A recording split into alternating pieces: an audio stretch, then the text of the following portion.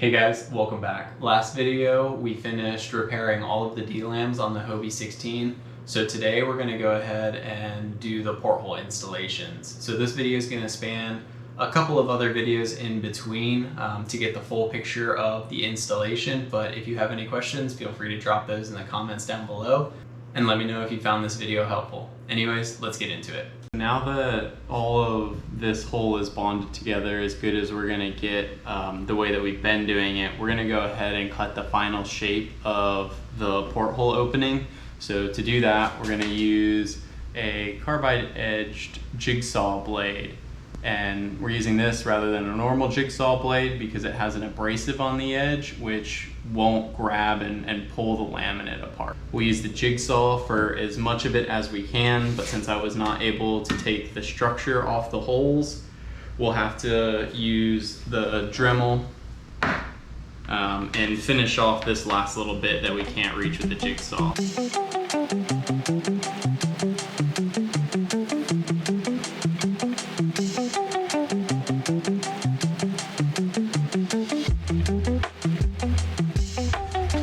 See within that sandwich we have, differences on both sides, but this whole area right here was filled in quite nicely. So at least we got epoxy where we meant to, but as you can see, this IML side of the core is just not in good shape.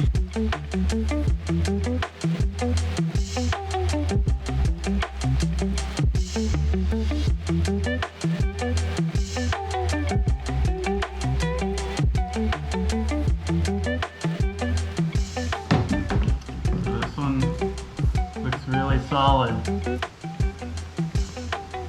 This outside edge that we're cutting that really matters. That means we got a nice good bond right at that edge.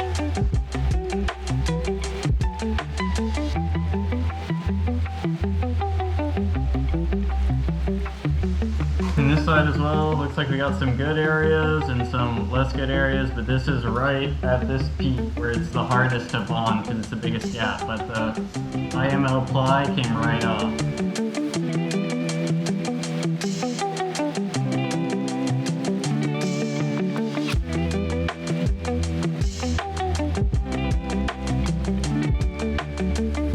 Now that we have the portholes completely cut out, we need to use the orbital sander with 80 grit sandpaper to remove the gel coat local to the porthole location.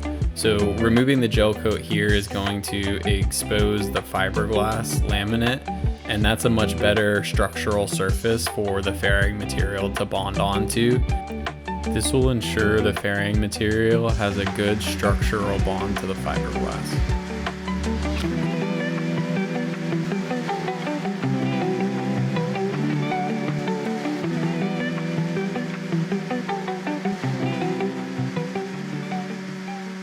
Since the surface of the hole is not flat, both due to the baseline design and the repairs we had to do, we're going to need to fair out the portholes in order to get them to sit flush properly. In order to ensure the porthole sits flush, we first need to prep the surface. That includes, sanding all the gel coat off within the periphery where we're going to be bonding, as well as cutting the hole to the final size for the porthole installation. From there, then we need to mold release the portholes, and that's going to allow us to use them to form the fairing material. Once we have those mold released, we can go ahead and mix the fairing material and then use the portholes, like I was saying, to form that fairing material into place, ensuring we get a nice set surface for the porthole to sit on. After that point, we'll go through and taper the fairing material, smooth it out, and reapply as necessary to make sure both the porthole sits well and the fairing material tapers into the base laminate in a smooth fashion. So when we come back through and paint, it looks very nice. Since we're using the porthole to form the fairing material, what you're going to see me do here is first coat the portholes that are going to be in contact with the fairing material in just blue painter's tape. And then after the blue painter's tape is applied, we will apply 2 coats of PVA to it. So The blue painter's tape is going to ensure that even if the PVA doesn't work, we still can pull the portholes out. But ideally, the combination of blue painter's tape and PVA will allow us to form the fairing material, but also pull the portholes out without them getting bonded in as well. All right, so mix up this fairing material. We have our mixing stick and our container. Once again, we're still using the 105 West System resin and the 209 hardener. And then I'm using a combination of 403 microfibers and 407 low density filler. So we want the microfibers to give it a little bit more structural rigidity, but we want the 407 so it's not just essentially sanding through fiberglass. So it'll make it easier to sand, and it'll be something to help thicken up the mixture. So we'll do 3 pumps of epoxy again since we're on the final application. And the microfibers are one thing. You probably don't need a respirator to do it, but with using this low density filler, it's super important that you wear a respirator, because you'll see when we start mixing, the stuff is super light, and any sort of air current, even from mixing, will stir it up into the air, and it's not good to get in your lungs. So I'm gonna throw on a respirator. I'll sound a little bit muffled, and then we'll start mixing. So we're gonna do 3 pumps of each. Hopefully we have enough epoxy left over. So this one's super easy to see. You can see the streakiness in the epoxy. So to make sure the epoxy is fully mixed, we will keep mixing until that streakiness is gone. So you can still see that streakiness there, and make sure to get all the epoxy on the sides, all of it off the bottom, and make sure we get a nice mix between the epoxy and the hardener prior to going into mixing in the fillers. So there's still some streaks. The way you can test it is if you move once through, you can see like a streak form. So once you're properly mixed, that won't be happening anymore. And the other important thing to note is you want to minimize the amount of air bubbles you get in your epoxy. It just makes things more difficult, especially for the delam repairs. So now when we move through, there's no streakiness, so we can start adding in our filler. I just kind of work by feel, throwing in both of the fillers. I try to get more of the low density filler than the microfibers because I don't want it to be too hard to sand. And once again for this, we're going for pretty close to a peanut butter consistency. Think we're good there. For the first application, we'll go with a peanut butter consistency, since that will allow us to fill the larger We'll go ahead gaps. and grab the spreaders, and we'll move over to the hole. And then for subsequent applications, we can go thinner on the material to allow us to form it better.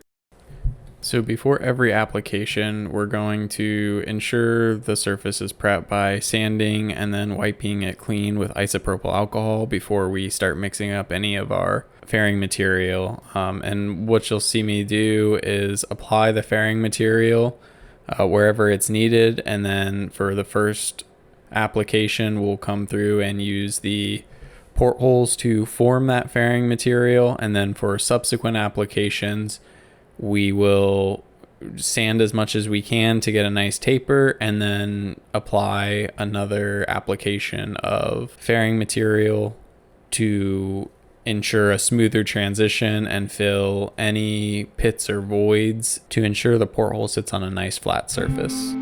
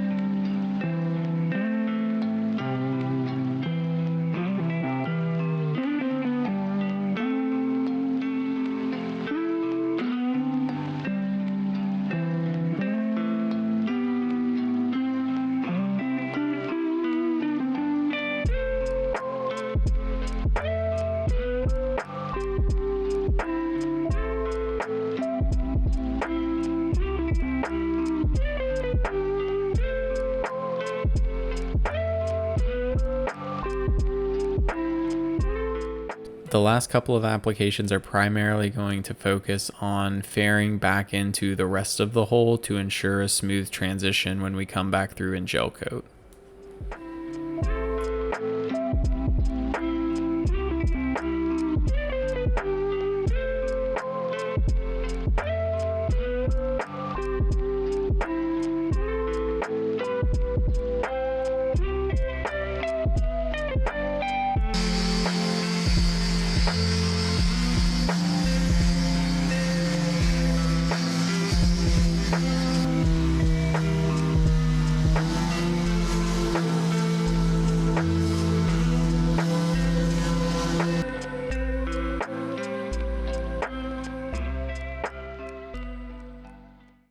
Alright guys, so it's been a quick minute for you, but for me it's been, oh goodness, at least 6 to 8 months in total time. We're now finally at the point where we're ready to install the portholes. So these portholes are built for a kayak. They're meant to be fastened in, but I don't want to do that just because I don't know what the quality of the core is right here, and I don't want to add additional holes through this laminate. And in addition to that, you know, I can't drill some of these holes anyways because this crossbar is here. So instead of screwing it in, we're strictly going to bond it in. All right, so just standard run of the mill. I'm gonna use 80 grit. We just wanna rough the surface up. We're not trying to necessarily remove material, just give a good surface for that adhesive to grab onto. In order to wipe the sanding residue off, we're gonna be using acetone instead of IPA.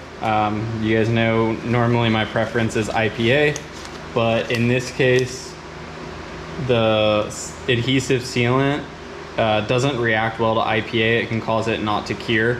So just to mitigate any issues, we'll just wipe this down with acetone. But if it is ABS plastic, that means we shouldn't be using acetone. So this is a good test. So we have a nice area of clean wiper, and we didn't sand any right here. So if we rub this, yep, so this is ABS plastic. So that's how we know. So I'll have to see what else I have to be a good cleaner.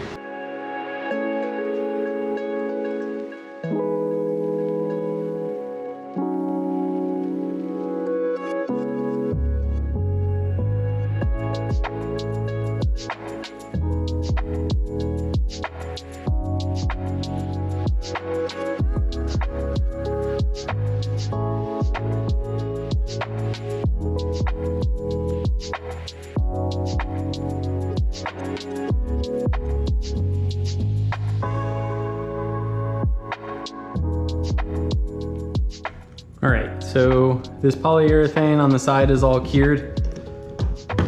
We can go ahead and open it up, and it's pretty solid on there. Nothing more we can do, but we do want to fill in each one of these countersinks just to make sure that no water gets in there.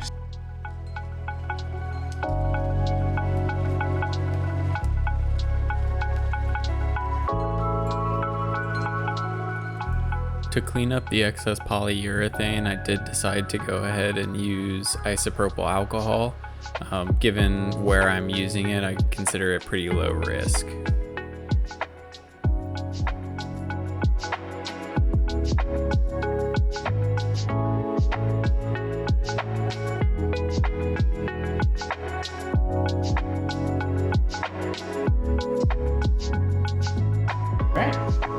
So that looks really good, super happy with that. We're gonna go ahead and replicate it on the other side. It's been a couple days now, and these are fully cured. They look really good. Most of them are pretty flush, but there are a couple that are raised up, and if I press on them, you can feel it recoil back. So what I think has happened here is whatever air was trapped in there, as it's heated up throughout the day, it expands and contracts. So I'll have to keep an eye on this, and worst case, we will scrape it out, relieve the pressure, and then put more material back in. It's not a big deal either way, but for now we'll just leave it as is since it seems to be holding pretty strong.